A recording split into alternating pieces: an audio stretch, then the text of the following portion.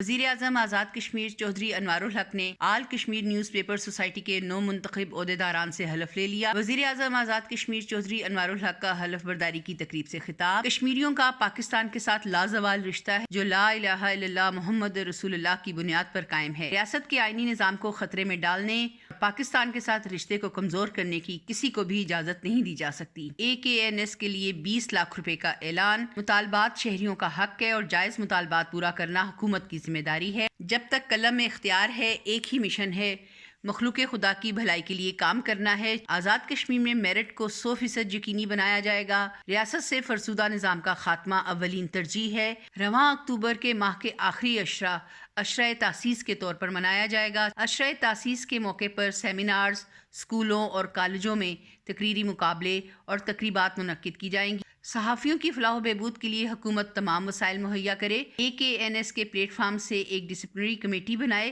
جو کام کرے۔ غربت کے نام پر شہریوں کی عزت و وقار کے ساتھ کھلواڑ کی اجازت نہیں دی جا سکتی۔ اللہ تعالی ہمیں تحریک آزادی کشمیر سے جڑا رہنے اور تحریک تکمیل پاکستان کی منزل کو حاصل کرنے کی ہمت عطا فرمائے۔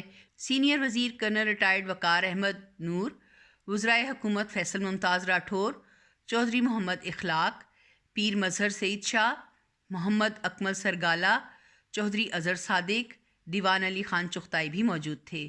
عبد الماجد خان، سردار عامر الطاف خان، جاوید بٹ، چودھری اکبر ابراہیم، محترمہ امتیاز نسیم اور صحافیوں کی کثیر تعداد بھی موجود تھی۔